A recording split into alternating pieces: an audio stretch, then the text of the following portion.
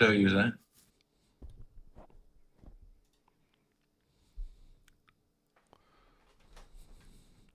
All right, folks, we are live again. Welcome, welcome. I'm going to get you guys a link to our Discord server, Pangburn Discord server, so that you guys can call in if you're interested. We're going to be live for about an hour today, so don't wait too long. Call in. Yeah. Boom. And I'm joined by my beautiful buds, Thomas Panter and Don Prager. What up, guys? How are you doing today? What's up? Excited. Hello. Today, we are getting into some juicy lies that Donald Trump has. What? Donald Trump's never lied. He's the most honest man on the planet. Trump 2025. Trump 2029. No. He's not honest. And we're going to go over the lies he's told so far in his second term here. Call in here. Boom. Batanga. Let me guess. It's just my Trump derangement syndrome that see these things as lies. We'll find out today. All right. So since President Donald Trump commenced his second term on January 20th, 2025, several of his statements have been identified as false or misleading. I'm so shocked. Notable instances. The inaugural address, January 20th, 2025. Trump stated that he had been tested and challenged more than any president in our 250-year history, positioning himself above figures like George Washington and Abraham Lincoln. The assertion is subjective and lacks historical evidence, as many presidents have faced significant challenges. What do you guys think? It's hard to, do you guys think Trump has seen more challenges than Franklin Abe Delano Lincoln? Roosevelt? Franklin Delano Roosevelt. Or had polio and had to deal with World War II, right? There was people had to deal with the Civil War. yeah, Right? This is obviously Yeah, Abraham Lincoln. it obviously falls flat on itself. You just have to think back. America had a Great Depression. America had a Civil War. America had a revolution. So I think Trump, considering all things, is pretty good. America went through World War I and World War II. Yeah. Yeah. Like, is he that's fine, talking yeah. about his own personal challenges, like his 34 felonies, his, his own challenges in his personal life, trying to pay off a porn star? Like, if he's talking about that, then yeah, like, it's like, what was it? I've been tested and challenged more than any president. Yeah, maybe in your personal life. But that's nothing we can ever show. There's no empirical evidence that we can show he is the most exactly protested or disgusted or whatever it may be president of all time. It's just a claim. Right. So in his address to Congress recently, this was only 3 days ago, Trump alleged that 21 million people poured into the United States during the Biden administration. The actual number, including apprehensions and estimates of those who evaded capture, is approximately 10.5 million. So he's drastically off there. Where does he get the 21 million people number? It's hard to understand how his epistemological framework works, like how he discerns good information from bad information. I think Trump just, if he sees a larger number, and if he and also understanding that his captured audience, like the cult Trumpers, are going to believe any number he says anyway, even if the fact checkers come out and say, because Trump has already told them that the fact checkers are just out to get Trump and they can't be trusted. So Trump's numbers is going to be believed anyway. So Yes, it will. And I'll tell you real quick, if I may. yeah. Just real fast. I asked my dad one time, he's a conservative fundamentalist Christian. And I said, so even if I gave you, I said, quote, if I gave you statistics or polls or any of that kind of stuff, would that change your mind about anything? I mean, he's like, I don't trust any polls. Right. Right. So he doesn't trust any statistics that, yeah. Well, and the crazy thing is at this point, Trump should be the least trustworthy person essentially on this planet, because we don't have the goods on everyone on this planet like we do on Trump. We can demonstrate that he is a pathological liar and he just lies constantly, and he's created a following that isn't interested in fact checking or isn't interested in questioning or critical thinking, and applying that to claims Trump makes, like this one that is just like, again, pathologically wrong. He claimed to have inherited a disastrous economy plagued by high inflation. So at the time he took office, inflation had decreased significantly since the COVID-19 pandemic, and unemployment rates were below historical norms. So again, like another dubious claim that a lot of people will just believe that, right? It's like, oh, the economy is disastrous. So many people will just believe that, right? It's like under Biden, the economy was disastrous. People will just, believe that without checking or caring about what fact checkers have to say. Another claim: Trump stated that the U.S. had provided about $350 billion in aid to Ukraine, while European countries contributed approximately $100 billion. This is obviously false for anyone that cares about learning the actual information. So your own congressional records indicate U.S. aid to Ukraine since 2022 is around $175 billion. The Kiel Institute for the World Economy reports U.S. allocations at $121 billion, with an additional $5 billion committed, while European contributions total around $140 billion, with an extra $122 billion committed. And Don, we have been talking about and looking at the percentage of GDP that the United States of America has contributed versus other countries, and it doesn't look good, does it? No. So I've been working on a research paper that will be available for people in the Penguin community. A few members here have begun to do research, formulate that research, put it down, 15, 20 pages with conclusions, everything, citations, sources, to make sure that we have good information coming out at the moment. And last night, Travis and I were talking, and from what I see, from the research that I've done and the research Travis has done, Travis has gone to a number that the U.S. has spent 0.35% of its budget on Ukraine. I found that it was 0.25% of its budget. That is insignificant. This is not a question of finances. This is a question of, do we want to do it or not? And as you look at across GDP, the percentages, England, I think, pays more. France pays more percent of GDP. Canada pays more percent of GDP. Germany is leading by their percentage of GDP to this contribution. Is that right? 1.2%? Yeah, it's around 1.2% of their GDP. Yeah. Yeah. So that's what, triple ours? Yeah. So, or even more so. So, yeah, the point of all this is saying all this is that stop believing, like based on what other countries are doing, that the United States of America is paying their fair share to this ally who is being invaded by, expansionist Russia. It's a myth. You should stop believing it. It's not the case at all. The United States of America is the richest country on the planet in history, and they are the ones who have been going in and trying to extort Ukraine out of a $500 billion mineral deal while they're under war duress from an invading Russia. And I know I'm repeating this on every stream, but this is political extortion. And so many of you Trump supporters out there just are okay with it. And it really disgusts me. You should not be okay with it.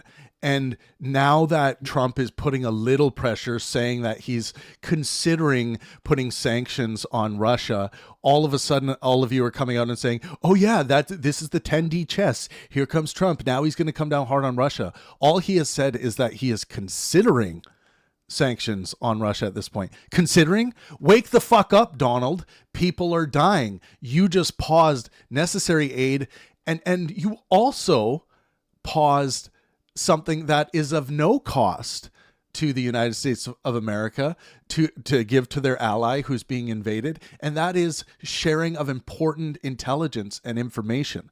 Again, I cry to the heavens that this is a stain on the history of the United States of America, how they have treated this ally in their hour of need.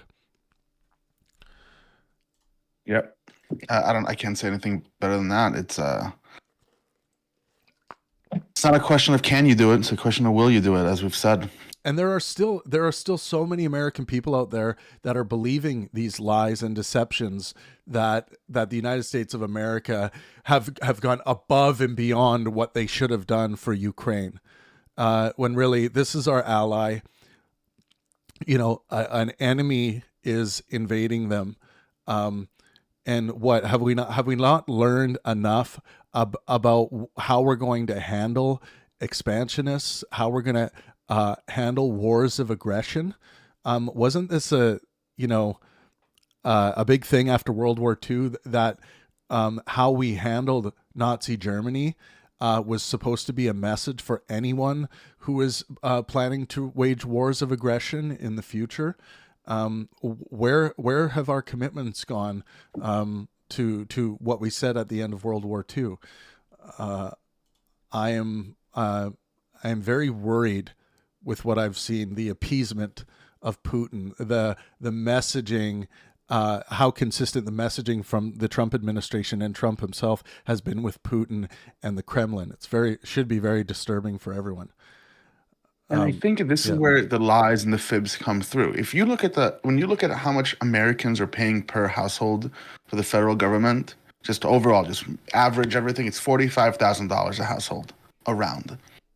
If you look at that percentage and how much is actually coming out of American taxpayers for Ukraine, over the past 3 years, about $100 each year at around.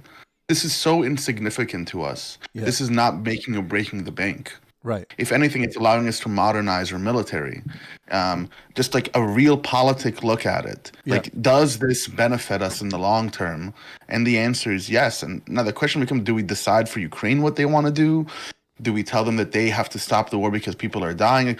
We can go ahead and talk politically about it, but we don't have to lie about whether it's affordable or not. Yeah, because it is. Exactly. You don't, and this is an excellent, like, even if you want to think of this purely through a nationalistic lens, which unfortunately the United States is full of nationalists.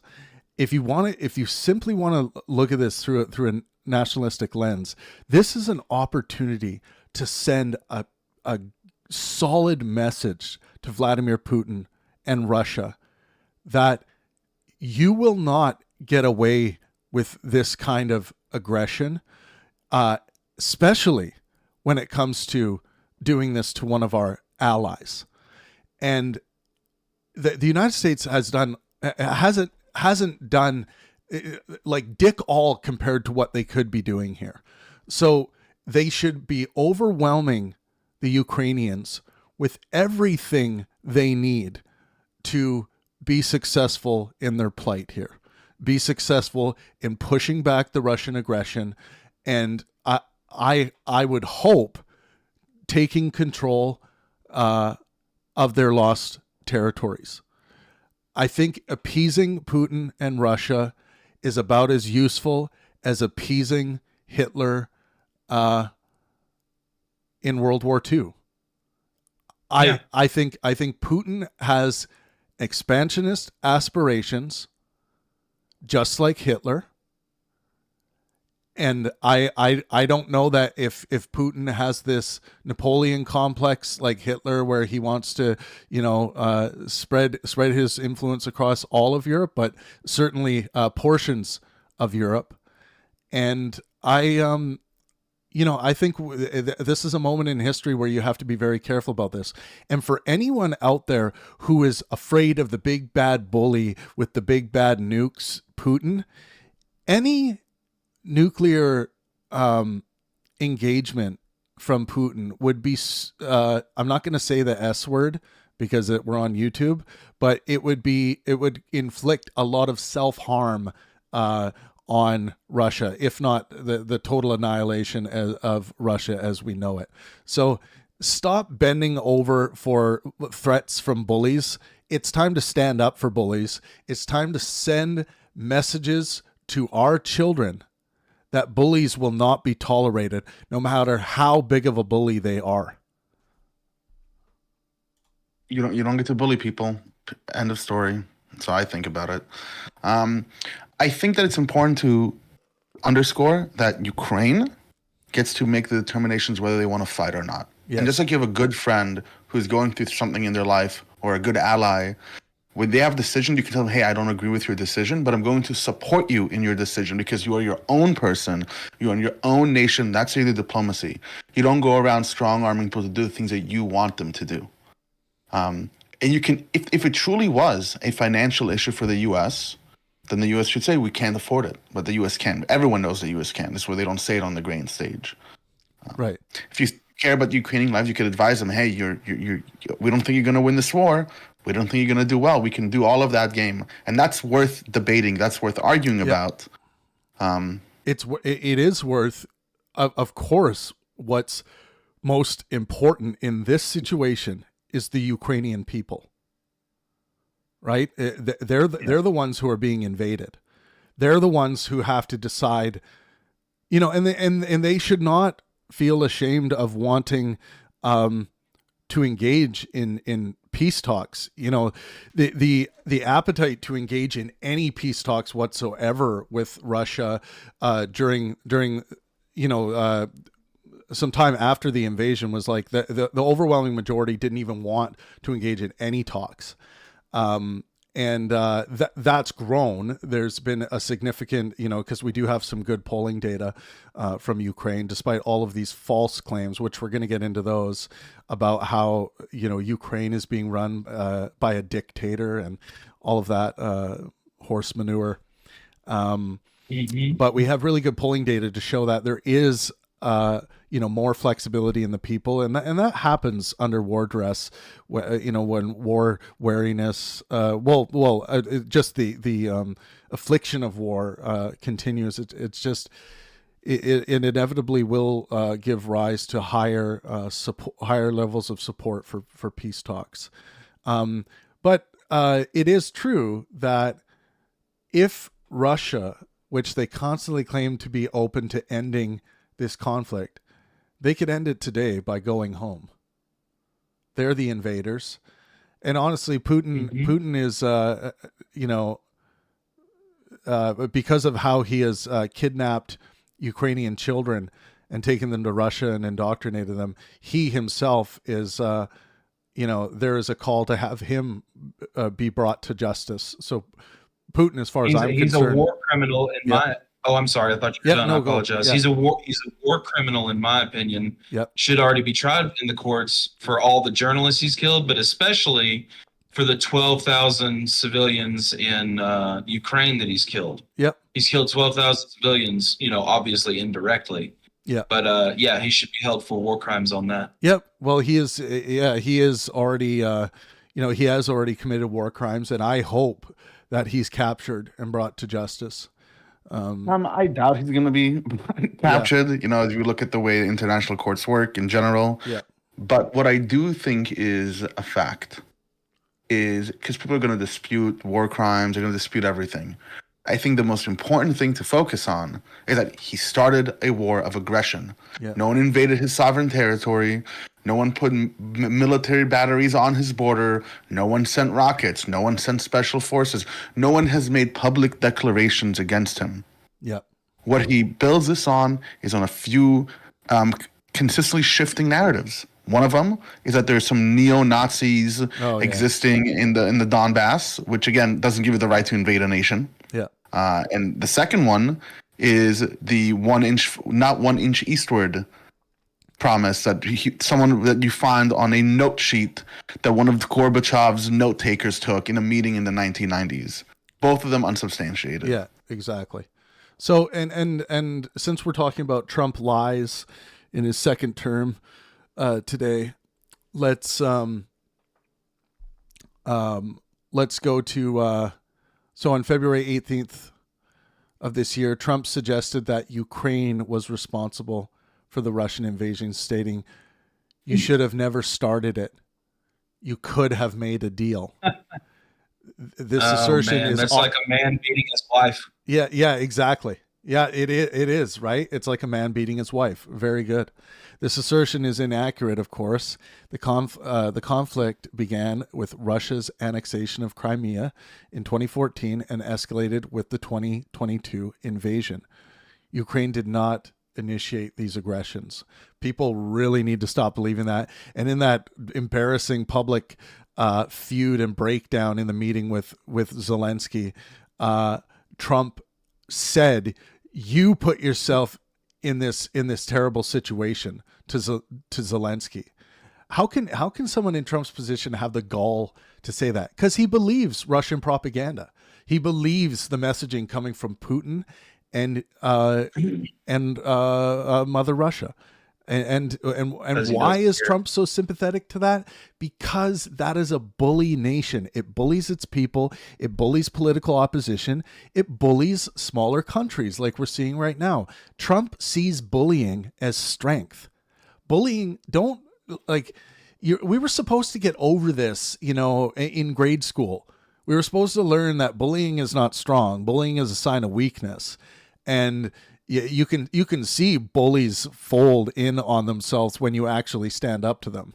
Like, for example, what I predict is if the United States of America was to go full bore in fully supporting Ukraine the way that they can, with all the most up-to-date technology, everything they need to be successful in pushing Russians out of this captured territory, you would see Putin go back to Russia with his tail between his legs. He would try to spin it to his people like, this is why we need to be ready for war with the West or something, and the sad thing is that a lot of you out there are just so afraid of Vladimir Putin and afraid of World War III that you seem to be so dead set on appeasing Putin till the bitter end. It's like giving him how much leash are you going to give him in Ukraine? What would he have to do before you support? Okay, we need to up the support in Ukraine, and at this moment it's paused, including vital intelligence that they need, that costs the American taxpayer nothing, costs the budget nothing. We have this intelligence already. We're gathering it for our own reasons, in the United States. So it's I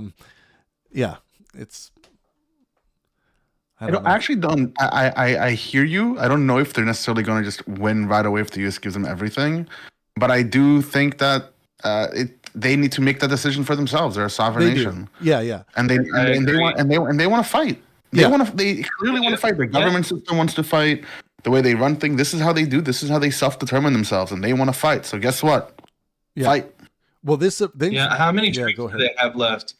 I'm sorry, I don't mean to interrupt you. How many troops do they have left? Like, I mean, you said 95,000 dead and 300 and some odd thousand wounded. The Ukrainians have a lot of reserves, like 1.7 million or something. Jesus. Yeah. Okay. So it's let's see, remaining Ukrainian army reserves. And that last point Donna made brings me to the next polling thing we're going to look at. Yes. Let's see. This just should give us an idea about how much they still have left in their fight. Yeah, so about a million it's looking like right now. Okay. Yeah. So so 1/10 of their military basically is dead.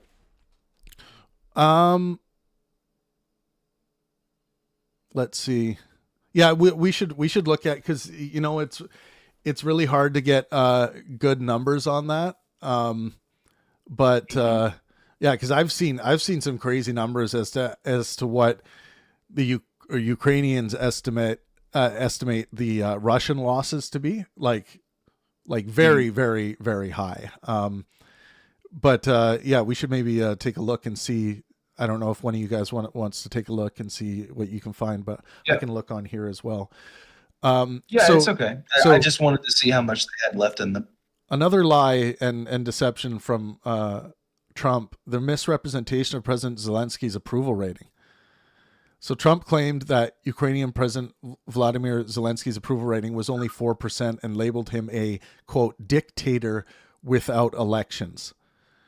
So recent polls indicate that approximately 57% of Ukrainians trust Zelensky.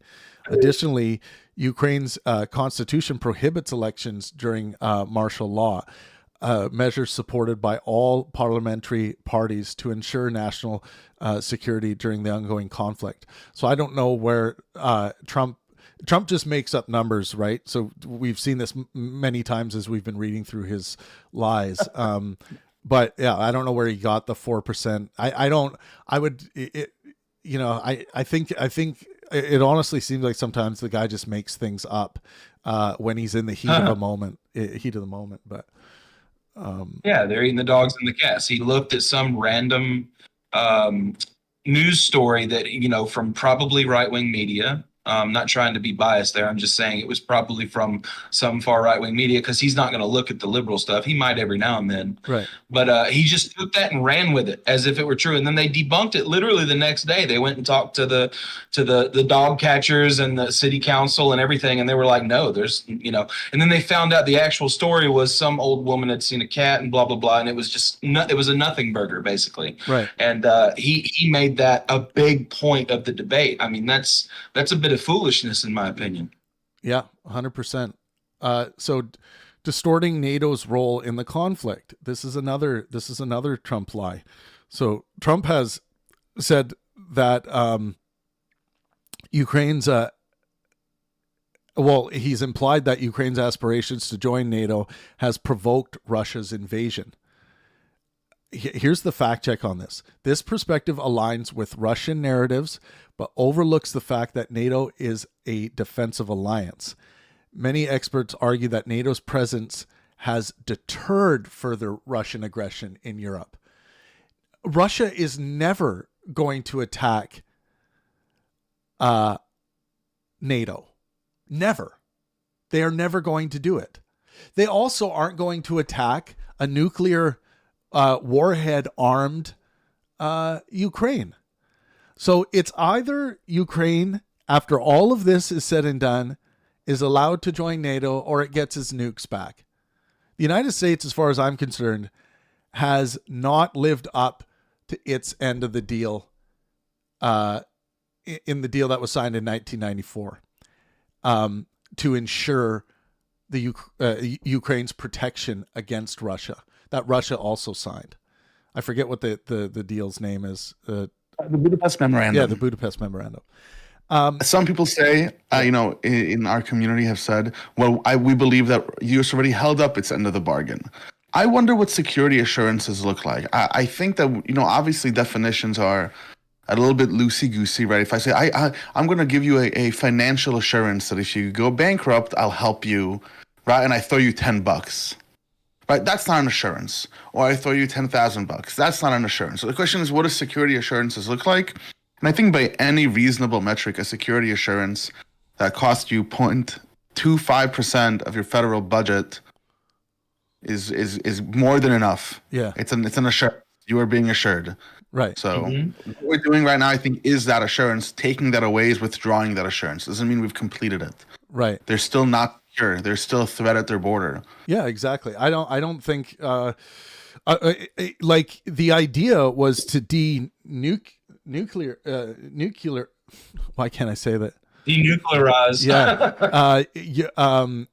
Ukraine, but the compensation there was supposed to be this understanding that the United States of America would be there for Ukraine if something like this happened, and they haven't been. They've made contributions, but not to the level at which, disarming essentially Ukraine is one of the big reasons why Russia was able to invade. They would have never invaded if Russia still had nukes.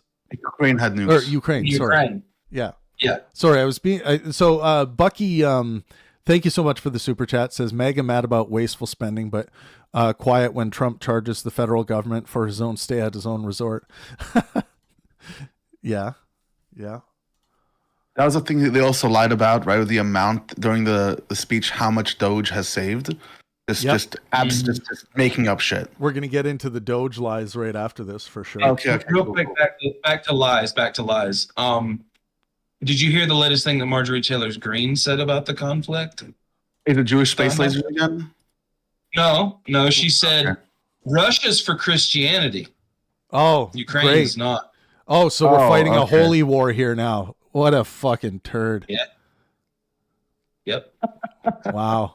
I mean, Marjorie Taylor Greene is a special type of CrossFit athlete.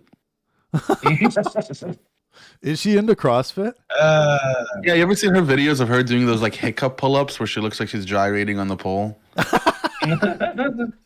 haven't seen that, but I'm definitely going to be Googling that after we're done this live stream. But no, the extreme right wing that follows Major, damn it, I can't say her name. Who follows her? They are taking that kind of thing seriously. Oh, well, Russia's a Christian nation. That is true. We do want to align ourselves. I mean, Yeah. And also, Trump has made a claim that stated that the European countries have not provided substantial aid to Ukraine compared to the United States. They've provided more. They've provided more aid. Yeah. Now, some people will say, well, that's the whole collective, EU.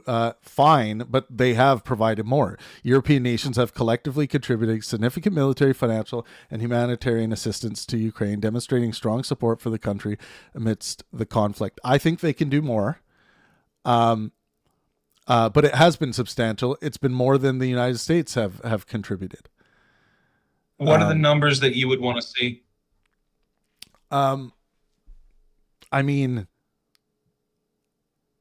as much as the Ukrainian people can handle in their defense. Yeah. I'm sorry. Like, it's just, this is our ally. They need weapons. They need military aid. They need financial aid as much as they need, right? On the front lines of this defense. Agree. Yeah. So I would like to see this shit doubled, honestly. We have so many stockpiles. Yeah, start there. What we send. This isn't going to hurt your pockets. Everyone out there, oh, it's hurting the taxpayer. No, it's not. It's just not. No, it's not. And we have the evidence to show. Right. And if you want to see that evidence, you can always come to the politics tab where Don will be presenting that. Correct. So, since the establishment of the Department of Government Efficiency, DOGE, President Donald Trump has made several statements regarding its operations and findings. Notable instances where these statements have been identified as false or misleading include misrepresentation of Elon Musk's role in DOGE, for example. So in his address to Congress, President Trump identified Elon Musk as the head of DOGE.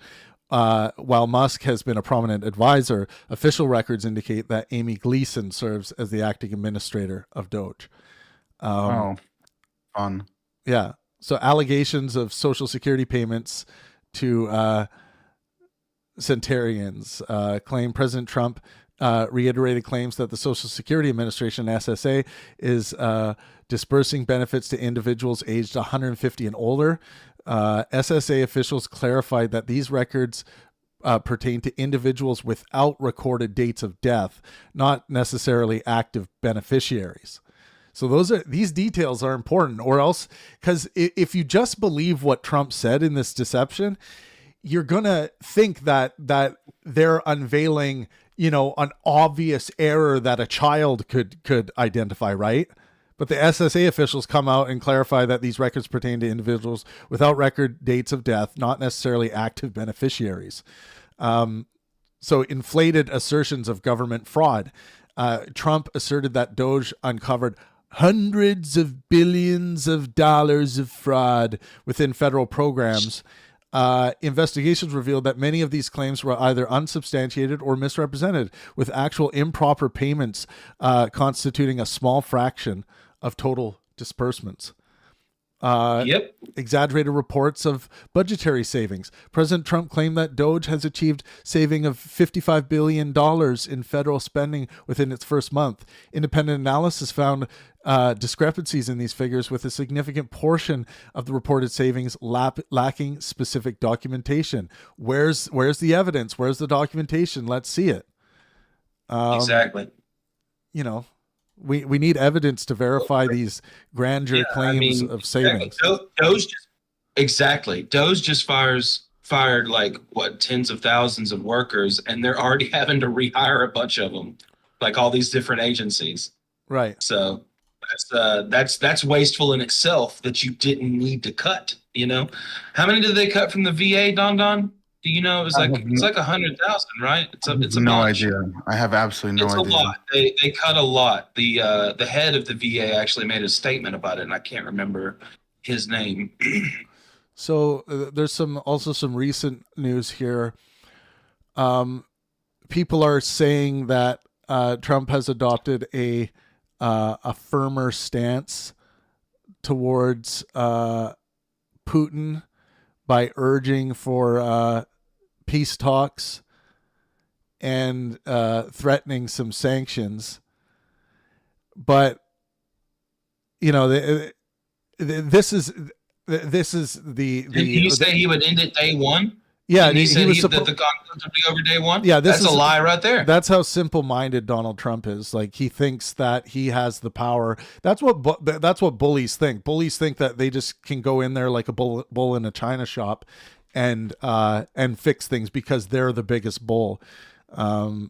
So, and then here's a response from the Kremlin. The truth is, Ukraine has lost because they trusted and relied on the previous White House. Who do you think will like that comment? In terms of new sanctions, we have faced so many sanctions already, and they have not stopped from realizing our goals.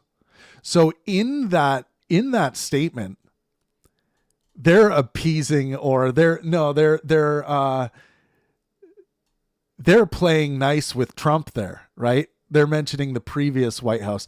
They're not even saying anything disparaging about what Trump's doing, because Trump is towing the line for them. Trump is doing Russia's bidding in Ukraine. So, you know, when they say the truth is Ukraine has lost, which they haven't, because they trusted and relied on the previous White House. So pointing finger at Biden. In terms of new sanctions, we have faced so many sanctions already, and they have not stopped from realizing our goals. Yeah. Very interesting. Yep. Very. I mean, I would assume that he's told so many lies. Have you looked at PolitiFact yet to see how many lies he's... What's the number? A lot of stuff I get is from PolitiFact. I don't know what he's up to now. I know it was over 30,000 in his first term, but let's see. Does PolitiFact know how many lies and deceptions there have been? That's going to give us, because they have like a pants on fire meter, and I'm sure he has quite a few of those. Exactly. Yeah. Oops. We're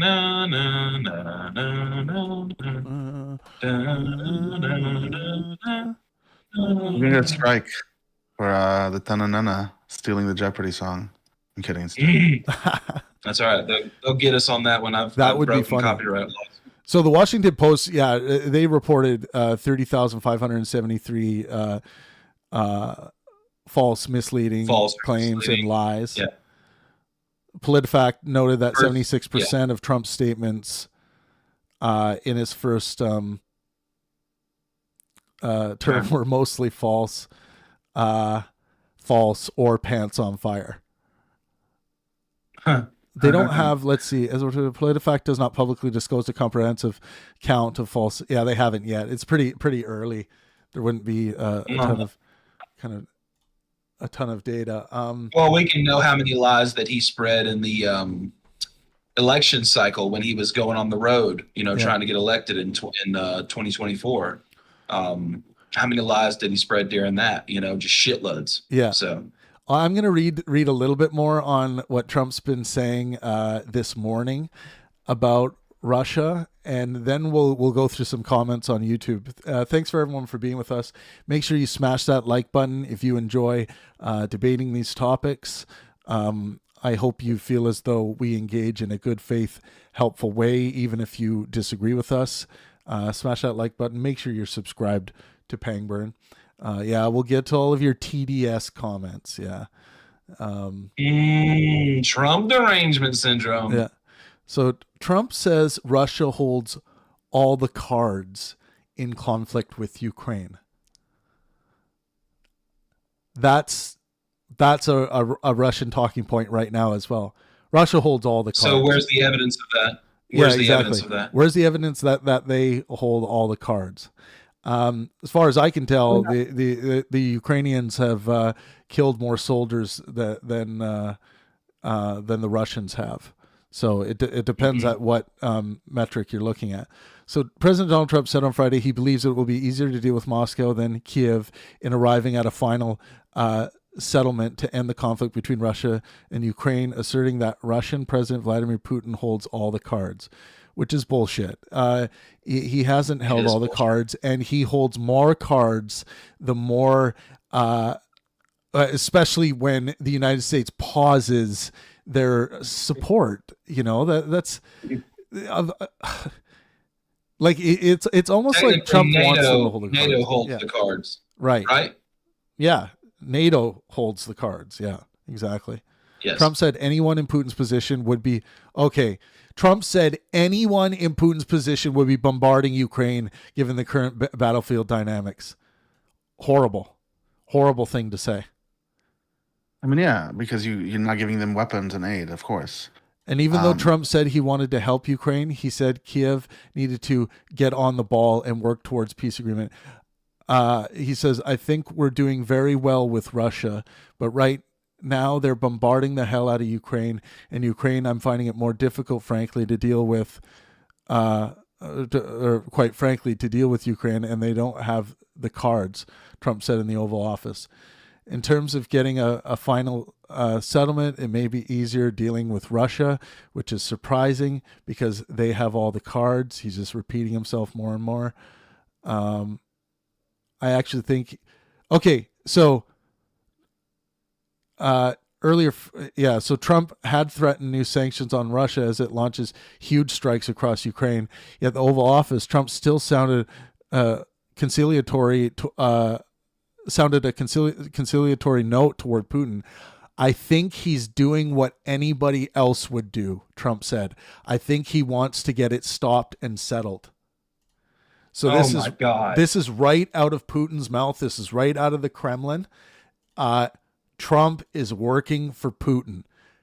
So he went from denazification to that. Now, and I'm not saying this like officially he's working for Putin. I'm just saying he's an idiot, and he either doesn't realize what he's doing is completely in Putin's favor, or he likes what Russia's doing, and he thinks what Russia's doing is right from the get-go. When he says, I actually think he's doing what anyone else would do. No, Donald, most people would not do what Russia has done here, and most people would not be launching huge strikes across Ukraine. No. And then he goes on to say he's been hitting him, and I think probably anybody in that position would be doing that right now. He wants to get it ended. So this is the way that Putin's trying to get it ended, escalating the war. This is who you guys voted in, right? This is the person representing the United States of America. Let's get to your comments here. We'll go through some of them. I'll go from newest to oldest here.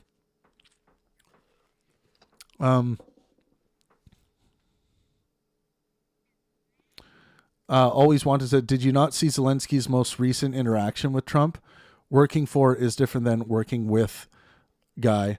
Yeah, I mean, it's working with, working for, whatever way you want to spin it.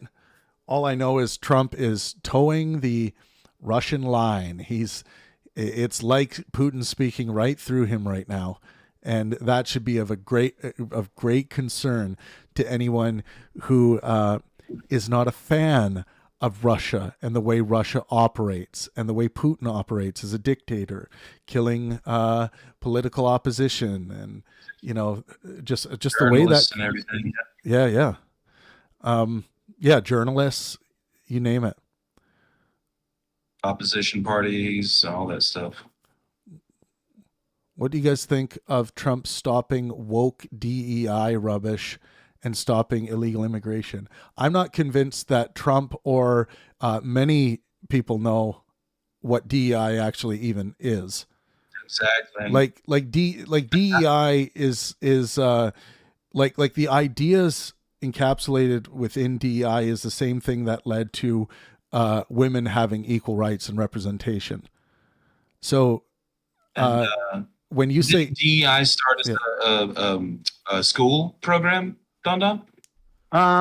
So there's two different types of DEI. There's a corporate DEI, which is just, what people do for trying to make equality in the workplace, to show that they're not discriminating and to fight against lawsuits or whatever it might be. And then there's much more federal or educational DEI. And those are applied in many different ways. DEI is not like a thing. So when someone says, "Oh, we're fighting DEI," DEI is not a thing you can fight. There's so many different. It's like saying we're fighting Christianity, we're fighting Buddhism. What are you fighting exactly? Which version of it applied where? In people's businesses, in people's homes? Like, what are you talking about? So if you're saying we're fighting DEI, for example, DEI in education has been really beneficial because it looks at ethnicity, it looks at race, it looks at all these things as educational opportunities. So if you're running a school and you want to make sure that the kids in that school have exposure to all different types of religions and all different types of cultures, and you have an entirely homogenous staff, if you have two equal candidates and one of them is potentially can help your cultural program because of a different ethnicity, that should be recognized. Oh, this person can be an addition to my school because I'm educating kids. So their DEI makes sense, but then there's other places where it might be stupid for you. So I don't know what it means when someone says fighting DEI. I don't think they know what DEI is, like Travis said. Yeah, it's like when people say they're fighting, what's it called? CRT. Yes. It's like when you say you're fighting CRT. Usually, what people mean are instances where it looks like CRT has been misapplied, or mismanaged, or misused. Like in this situation, I think people are talking about where DEI has been misapplied, mismanaged, or misused by where it seems like someone's fundamental rights are being violated by how it's being applied. There have been instances of that, but don't throw out the baby with the bathwater. Like that's too often what people, and it has to do with like extremist thinking about things. Instead of just focusing on the specifics, they'll hear some like horror stories about something and then they want to throw the entire thing out, not realizing that it has really good applications. Mm-hmm. Chuck Brewster says Canada can send them money or manpower. What's stopping them? We have from a GDP percentage perspective, Canada has done more than the United States of America has. Chuck, so explain what that means. So when you look at per capita, it means at the total amount of money that Canada has as a nation, a proportion of that has they sent to Ukraine has been larger. The proportion of the total amount of money America has sent to Ukraine. That would be like looking at someone who's a millionaire and someone who makes $100,000, and then the millionaire sends $1,000, and someone who makes $100,000 sent $900, and you're like, why this person who makes $100,000 send so much less than me? Right. Well, per capita, they have given up more of their available resources for Ukraine as the United States. So the United States has paid less compared to the amount of money that they have in most other nations. Proportionally, yes. Yeah. exactly. Jeremiah Brown says they literally don't have the soldiers. They have a lot of reserves for this. Now, no one here and no one anywhere, quite frankly, besides people who are cheering on Russia, well, maybe even those people don't want to see more death here. But you also have to understand that, like, just stopping deaths, like Trump was saying, there are worse things than ending wars. There are righteous wars to be fighting. The Ukrainians are fighting a righteous war right now. The Russians aren't. Yes. And the Ukrainians have to determine, and with the support of their allies, and this is why it's so important for Ukrainians to feel like they have full support, so that they can make a decision as far removed from war duress as possible, feeling like they have the full support of their allies. So they need a deal that's going to guarantee them, one way or another, that this is going to be the end of Russia-Ukraine war times. And that's probably either going to mean Ukraine being given some special concessions to join NATO, and the NATO allies should welcome them with open arms, or they need their nukes back. Yeah. Give them their nukes back. Evert Valls says, I like Trump and Putin. They are real men. See, this is a huge problem of, like, this view of, like, oh, a real man is a man that bullies their way to some kind of like a mirage of success. That's embarrassing to say that. It really is embarrassing to say that. Why don't you try listing the qualities of Trump and Putin that you like? If one of them is going to be strength, you are so misled on what actual strength is. There's no strength in bullying. Trump's a bully, Putin's a bully. You can make an argument how I will agree with you that Putin is highly intelligent, a tactician. I'll make an argument how Putin is deeply, deeply morally bankrupt. I'll make an argument as to how Trump is deeply, deeply morally bankrupt. I'm not going to make an argument as to how Trump is intelligent. Trump probably has an average to below average intelligence quotient. Now, I would say that Trump is a quote unquote smart guy, but that doesn't mean he's intelligent. So Trump has some smarts for sure. I don't know why the stream is saying no data all of a sudden. Okay, I think it's fine now.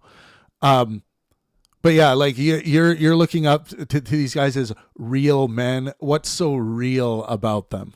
Let's try to get down to those details. Embarrassing. Are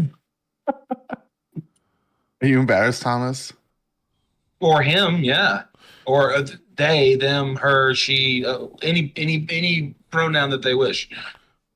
Make sure all of you that enjoy our streams, make sure you smash the like button so you're notified when we go live, whether you agree with us, disagree with us. If you want to call in, you can join our Discord server here. We got about 20 minutes left on the stream here, so we might not be taking any calls today. But unless you jump in right now, unless you jump in right now, we do have Trey standing by, so we can bring Trey in. Trey, feel free to come join us. What up, Trey? Hey, what's up? Thanks what's for shaking having today? Me on. Yeah, you bet. What do you got? Not much. I'm a lot. Y'all said a lot. I think one thing that's concerning to me, and I'm not here to defend lies, real or perceived. One thing that's concerning to me is the actual amount of non-citizens we have. And I'm just looking at here on KAI kff.org, key facts on health coverage. 22.4 million non-citizen immigrants. It doesn't seem like there's a lot of other countries that will do something like that. So the U.S. is pretty good about letting. Yeah. Wait a second, really quick. Didn't you say it was only half that, Travis, earlier in your ChatGPT question, or what was it? Are you so are you talking about Ukrainian immigrants? No. This says as of 2023, there are 47.1 million immigrants residing in the U.S., including 22.4 million non-citizen immigrants. And why does that concern you? Well, other countries don't really have a policy of just letting non-citizen immigrants in, right? Like I can't just go to Europe and just become a non-citizen there and stay there. Like I have to have some kind of, I mean, Europe actually requires a lot of bloodline to become a citizen. So Trey, what I'm hearing is you're saying other countries don't do this. So that's your reason for being concerned? Well, so that's one reason. There's also real quick, before we move on, I am a non-citizen immigrant. I've been living in this country for 20 years, and I'm a non-citizen immigrant. Do I want to be a citizen? Yes. Has the U.S. made it difficult for me to become a citizen? Absolutely. I've been on 3 different visas, and I currently hold a green card. So in your data, I am a non-citizen immigrant that stays here. Well, I don't know if it's including green card holders or not. I have green card holders in my family. I'm Hispanic. It doesn't say anything about green card holders. But it doesn't distinguish between undocumented. It just says non-citizen, and that's a huge. That seems like that statistic is now being misapplied. Well, you're right. That could be people overstaying their visa as well, right? Right. It says non-citizens include lawfully present and undocumented immigrants. So that's Right. I didn't read into that, but so maybe it's just around 10 million, like you said. It's still a pretty big number. So Trey, yes, it seems like a big number, and you said, well, you're concerned other countries don't do this, but what are your other concerns? Because I'm sure you're not going to want that to be your chief justification that other countries aren't doing this, so we shouldn't be doing this. What concerns you about this? I see immigrants. I see immigrants as fantastic opportunities for countries. Definitely. I'm not saying they're not, but like everybody here should be legally here. I believe everybody should be legally here because they have paying taxes. They have driver's licenses. People have to they have to have insurances. They have to the right to purchase a home. Like all these Social Security, like all these documents that show you're legally here. You have the right to be here. And you're not cutting the line in front of other people like Don Dunn, who actually might want to have actual citizenship. And it's like the system might be getting backed up because of people that are cutting.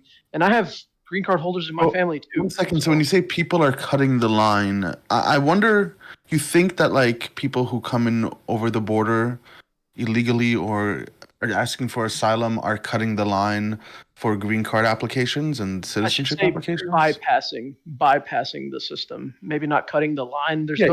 That's not what's affecting me. What's affecting me is people getting fired at Social Security, and now my letter from Social Security is being delayed. That's what's affecting me. What's affecting me is that's what's making it difficult for me.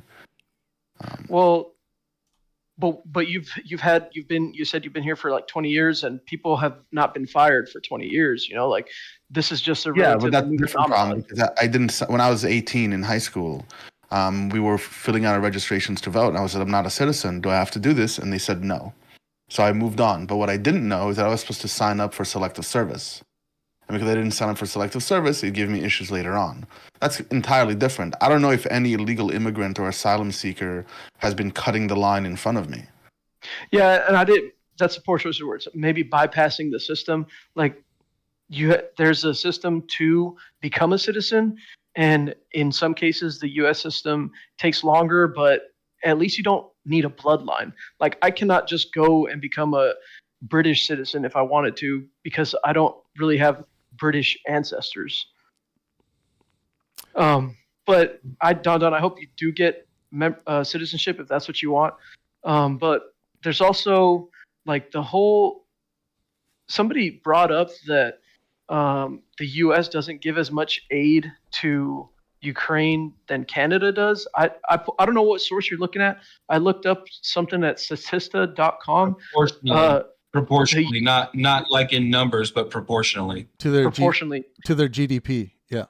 Yeah. Yes. It says bilateral aid allocations to Ukraine as a share of 2021 donor country gross domestic product between January 2024 and 2022 and December 31, 2024 by country.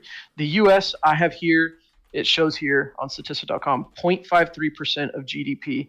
And I love Canada, Travis, but it says Canada's 0.45% of GDP. Are you using different numbers? More. That's wrong. But isn't that more? 0.35 versus 0.45? No. It's 0.53 United States and 0.45 in Canada. This is Statista.com. Maybe it is wrong. What date? What date is that? It says between January 24, 2022 and December 31, 2024 by country. List of Ukraine's support. I can drop a link in it. I'll drop a link in the chat. Yeah, drop a link because I wanna compare that with what I have here. Give Travis a second to look over the data, and we'll continue that conversation. Sure. So there's that, and then this whole thing about the EU giving more money, technically per capita and overall. I think you're right, but what also concerns me is that the EU has also purchased fossil fuels from Russia, so that offsets, in my opinion, a lot of what they've done. Like the EU has, I'm looking here on Euronews.com. I don't know how accurate this is either, right? But we got to be careful on our sources. I know you're trying to be academic, so I'm not giving you no shit. So on that one that I just put, EU, billions of euros in oil, 103 billion in oil, 99 billion of euros in gas, 4 billion euros in coal. Largest importers of fossil fuels from Russia. So there's the EU. China is above the EU. And then you got India at third and Turkey at fourth. Turkey. So what you're saying is they're being funded by that. Like, even though we're sending billions to Ukraine, even more billions are being sent to Russia by Europe. Is that what you're getting at? Not more, but a significant amount. Okay. I think the government support to Ukraine, the same website says that there's 132 billion euros total allocated aid to Europe. So that right there is more than EU buys in oil. And then they also have aid to be allocated to Europe is 115. Well, maybe. But you're still saying that. But you're still technically implying that Russia is being fed money, just like Ukraine is, right? Russia is being fed, like they are making trades. The EU is importing fossil fuels from Russia. Yes. Yeah. At significant rates, it looks like. That's kind of. I do know about the fossil fuels, and I don't have the statistics in my head to be able to just rattle them off. So I trust you so far. I know you're trying to be academic. Let's check in with Travis here. Yeah, I'm going through my notes here, trying to find my just one second. We can keep going. What else? I took a couple notes here. Ukraine has killed more Russians. That's true. I'm not entirely surprised because Ukraine is on defense, and when you're fighting a war on defense, I forgot the exact saying, but like you get to choose where to fight when you're on defense. Yeah. And when you're on offense, you get to choose when to fight. So Ukraine, more power to them doing this defensive operations. They are in a tough spot though, because aren't they going a little bit into Russia? They're kind of pushing a little bit in there. I don't know enough to be able to. There was a time where they did that, I believe. They did try to go on offense at some point. But overall, they've lost land. Right. And then I also wanted to talk about Trump being voted in because it seemed like what the Biden-Harris platform was concerning. Like Biden comment to the Russians when they were encroaching upon Ukraine was, it depends what they do. It depends if it's, quote, a minor incursion. I mean, that was just embarrassing to me. And then I wanted to mention CRT and DEI. I feel like, Don, you brought up a point that it has good applications in education. I'll agree with you there. I think like people do need to be culturally aware. What about corporations?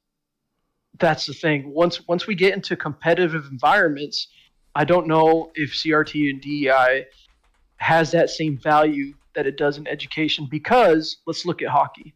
Like hockey teams, the Canadians beat the Americans, right? Sucks on for us, right? But like Go Canada, go.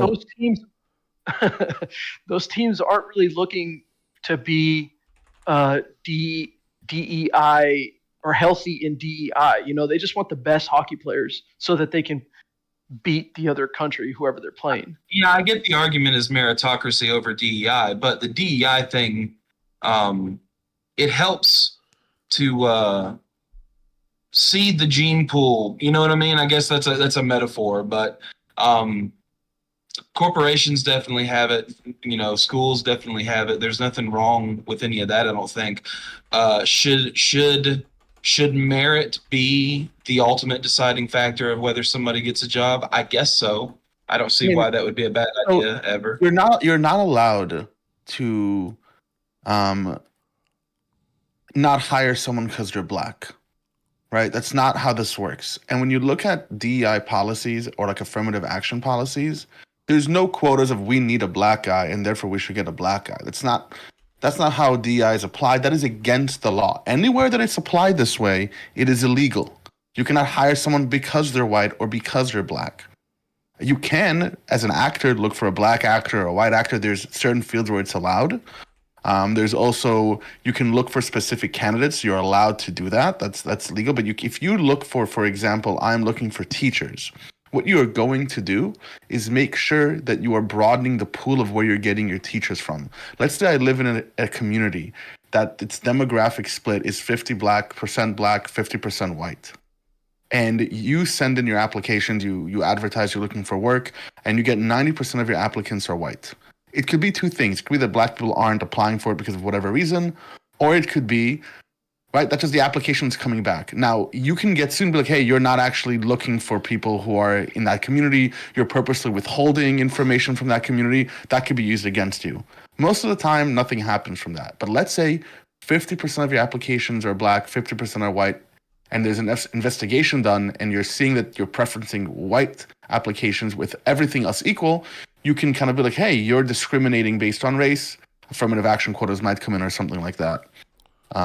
But DEI as a whole is the idea that we want diversity of the workforce in some areas, and that merits better results later on. It does focus on merit. It's not regardless of merit. The end goal isn't to see just a 50-50 split. The end goal is to make sure that we're not discriminating and that we're having other voices come in for the company. Now, for private companies, I don't really care what they do. If you want to hire incompetent people for whatever idea, go ahead, hire incompetent people. That's not a federal thing. There's a free marketplace. People get to make these decisions.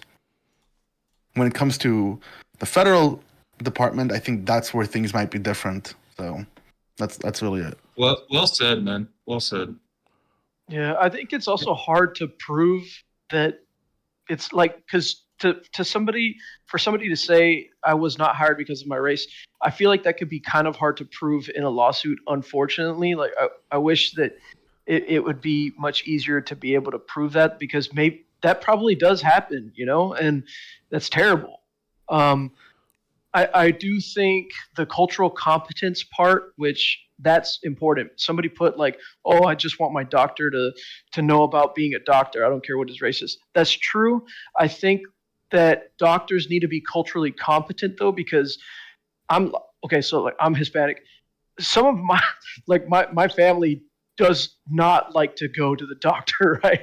Or take medicine. And like we have different views on medicine and stuff. And like, so it's important for doctors to know that about different cultures, I think. Oh, yeah. Okay, I want to go back to the GDP issue. So here's what I have, and I can give my resources after. So as of March 3rd, 2025, global aid to Ukraine since the onset of the Russian invasion in 2022 has reached approximately $280 billion, encompassing military, financial, and humanitarian assistance. Okay, so what portion of that has been the United States? So total aid, approximately $119 billion, primarily in military and financial support. Military assistance, the U.S. Department of State reports providing $65.9 billion in military aid since the invasion began. Aid as percentage of GDP. U.S. aid represents about 0.55% of its GDP. So 0.55% is what I'm being told by my sources. European Union. Total aid, collectively, EU member states have contributed approximately 138 billion, with the majority allocated to financial and military support. Aid as percentage of GDP. So Germany has contributed 1.31% of their GDP, being the highest contributor that I've found so far within the EU. The United Kingdom, 0.93%, and Canada, 0.67%. So Canada would have, 12 points, or I guess we're not looking at full points here, but 12 more percentage points higher than the United States has contributed based on their, when comparing to their GDP. Now my sources here are coming from state.gov, usnews.com, Statista, the Ukrainian support tracker, which is ifw.kiel.de, and turner.house.gov. Oh, and foreignassistance.gov. So they all corroborate that the United States has contributed 0.55% of its GDP, which might even be lower when considering some of the things Don has been investigating with regards to how things are actually valued that have been being contributed. And so far it looks like Germany, United Kingdom, and Canada have contributed much higher percentage-wise of their GDP than the United States. I've just looked at that one source that I provided a little while ago. I mean, yeah, your source might be correct and mine might be wrong. Sure. Yeah, I mean, mine's corroborated with about 10 different sources here, including mine. Yeah, including yours. So, yeah. Anyways, my point is, and I don't know how you feel about this, Trey, but it seems like the United States of America, being the richest country in the world, being an ally that signed on the Budapest referendum in 1994, considering their position here, they should be doing more, or at least the most, based on their GDP percentage contributions. And I think they should be doing as much as they can, really, to support Ukraine, considering the 1994 agreement. Yeah. So, I mean, I agree, like, they should support Ukraine. To what end, though? Like, we've been supporting them to 2014, since 2014, with some javelins or blankets, like whatever that quote was that he said. Yeah. But it's been aid since 2014, so that's 9 years, and so far the war doesn't look like it's going to end. So it's just concerning that this could drag on more and more, and tensions could get higher, more people can die, or will die, and so I have no problem calling Ukraine an ally, just like I have no problem calling the Soviet Union during World War II an ally. They were the allies, but Ukraine is more in reality a strategic partner by definition. Like they're not. There's no official treaty between the U.S. and Ukraine. That's another concern of mine. Just like there wasn't an official treaty between the U.S. and the Soviet Union. But that's true with many allies, right? Well, NATO has the NATO treaty, and then we also have defensive treaties with Japan, and there's a few other countries. And then even something I learned recently, Israel is a major non-NATO ally. That's how it's designated. So, like, why can't one day, right, whenever we get past this, Ukraine be a major non-NATO ally, just like Israel is, you know? That's why I want to. Well, they are a non-NATO ally.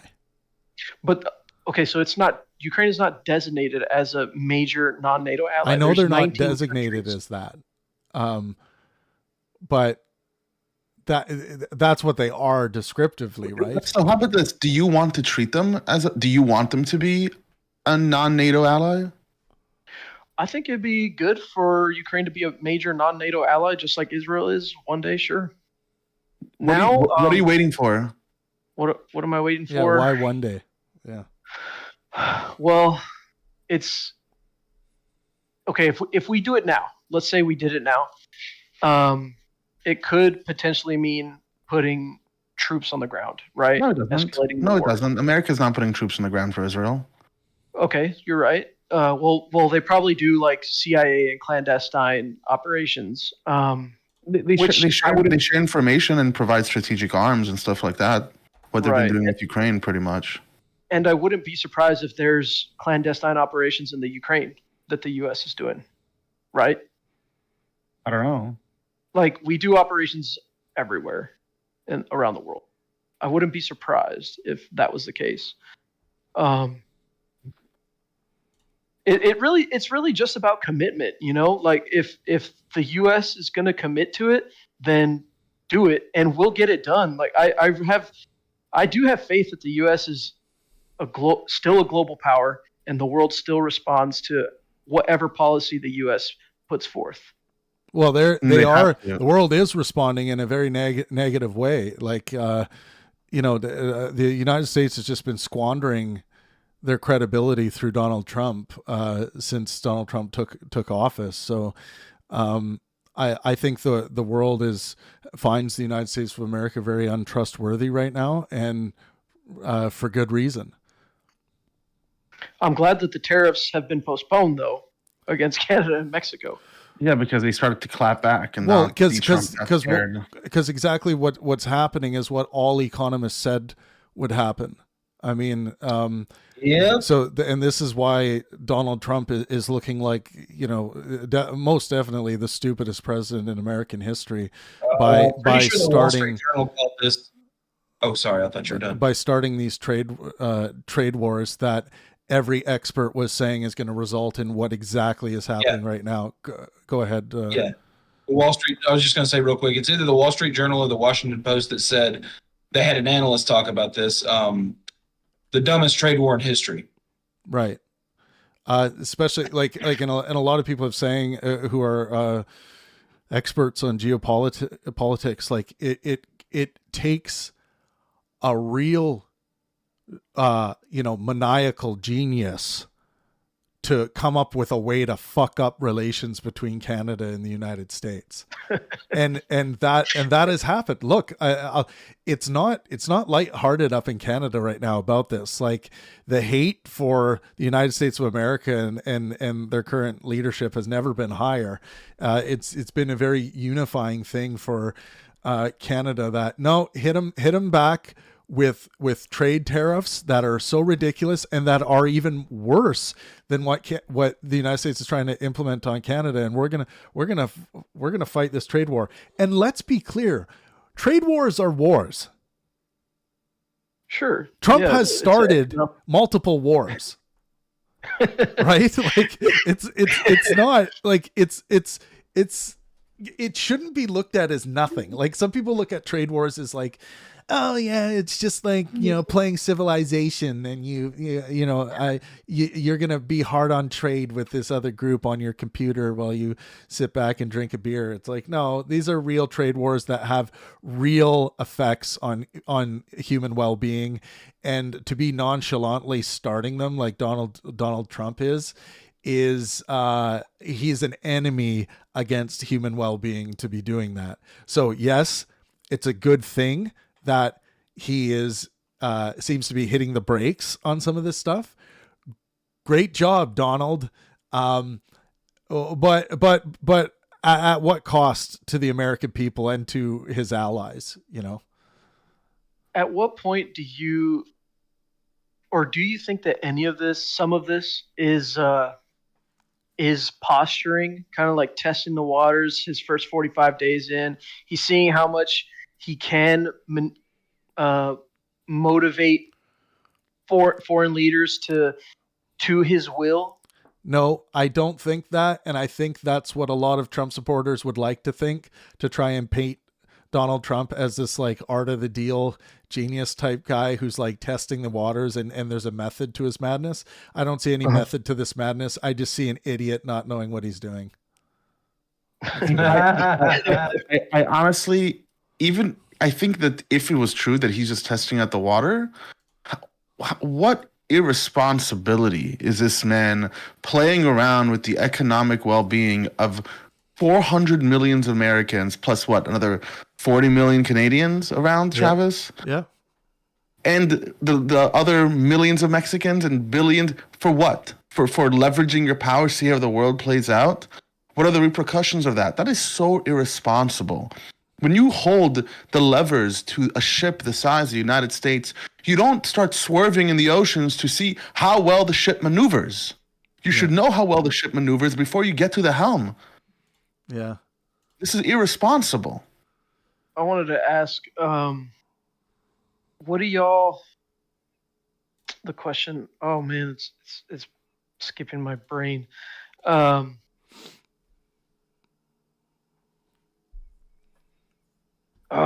hate this. I hate forgetting something. That's all right. Did you lose your train of thought? No, yeah, there's so. Trey, I think you definitely I think ask the right questions here, and they're good questions, and they're important to wrestle with because there are a lot of people who are going to think like that, right? They're going to think like, do you think this is just part of the art of the deal that's being constructed here? And my answer has always been, just look at Trump's behavior, look at the outcomes of his behavior, look at how he talks about his behavior. The proof is in the pudding when it comes to Trump. It's all very surface. The lies are easy to sort out, like we did today. I didn't have to do a fuck ton of work to find good, solid information on the lying. So I remember, and if people are still maintaining like, Trump's here to shake up the system because the system is fucked and I want to see a different system, they might have not considered that system that Trump has in mind that he wants to see is different is the Russian system. So I think I think that this is honestly, based on the proof of what I'm seeing so far, people should really start considering whether like Trump's vision for America is more like how Putin's able to run amok in his country. Yep. I mean, you know what? They should consider that. I remember what I was going to say. How much of you think this trade wars stuff that Trump started is about the bad trade policies that have been occurring against the United States for years? Such as people tariffing us, the United States, and we're just accepting that. Probably because we can afford it. I mean, I would just respond, if a nation wants to tariff the United States, that's a L for them. Tariffs don't really help your economy. They don't really help your population. I don't know why you would tariff unless you're trying to push some sort of like production in your like, tariffs. They don't work that well. They don't do what you want to do. They just punish the people in your country. So they cause it to go up. So go ahead. Why would you tariff the U.S.? Go for it. So the companies are going to pay it. You're going to increase your price. Okay. Yeah. I also want to respond to that with the arguments in favor that the U.S. has not been treated unfairly in trade. So they have a comparative advantage. So trade deficits are not necessarily evidence of unfair treatment. They can reflect economic specialization, where the U.S. imports what it needs while exporting high-value goods and services. American trade policies. The U.S. has imposed their own tariffs, subsidies, and trade barriers on imports like steel and aluminum tariffs. Steel was the big one for, I think it was the Bush administration, which have also been seen as protectionist. Bilateral and multilateral agreements. The U.S. has negotiated trade deals like NAFTA, now USMCA, which have generally benefited American businesses by securing access to international markets. Global supply chains. Many U.S. companies benefit from outsourcing and lower production costs abroad, making trade restrictions counterproductive for American consumers and businesses. U.S. market power. As one of the largest consumer markets in the world, the U.S. has significant leverage in trade negotiations, which it has used to secure favorable terms. So when it comes to trying to say that like the U.S. is, victims of the trade market, of tariffs and different things, it's also important to weigh the balance with what advantages the United States of America has and how they've exploited that on the trade market as well. There's not just one side to that balance. China has, it's true that China has, engaged in intellectual property theft. There is the tariff disparities like Trey brought up. Trade deficits. The U.S. has run trade deficits with major economies like China, Mexico, Germany, leading to concerns about some trade agreements. The WTO, World Trade Organization, some argue that the WTO's rules have allowed countries like China to maintain non-market advantages while benefiting from free trade agreements. And currency manipulation by China, which they've been accused of devaluing their currency to make their exports cheaper and gain an advantage over American goods. So yeah, there is that side, but we should consider also the positive side of the balance to what the United States of America has done in their own bilateral agreements, trade policies, and global supply chain initiatives to balance that scale. And I think they either they've come close to, like, you can make an argument that they have done that. Yeah, and I've read like some economics books. I've taken economics courses, and they all say tariff, trade wars, not necessarily good things. So I'll tell you one thing though, it is showing, it is moving things around. It seems like, I don't know what happened between 2 days ago from 25% tariffs to postponing the tariffs against Canada and Mexico. But there's some power struggle moving around. Yeah, of course, because they're doing wacky shit. I honestly see it as maniacal. And if a guy ran his business the way Donald Trump is running the United States of America right now, you'd find yourself in bankruptcy very quickly. We do have to go. Douth said with the last $5 super chat, thank you so much, says, bend the knee to our new Emperor Trump. That does seem to be the attitude amongst many of his hardcore Trumpers. And I I continue to be concerned about the Russian propaganda coming out of the commander-in-chief's mouth. So we'll be keeping an eye on that. But thank you everyone for joining us on YouTube. Make sure you're subscribed. Make sure you smash the like button on the stream on your way out. Thank you so much to special guests Don, Thomas, and also Trey, who joined us at the end. We will maybe be live later again this evening. If you, and again, make sure you subscribe if you want to keep up with these live streams. And thanks to everyone on Discord who joined us as well. Sorry we couldn't take more calls, but just remember, this is Pangburn.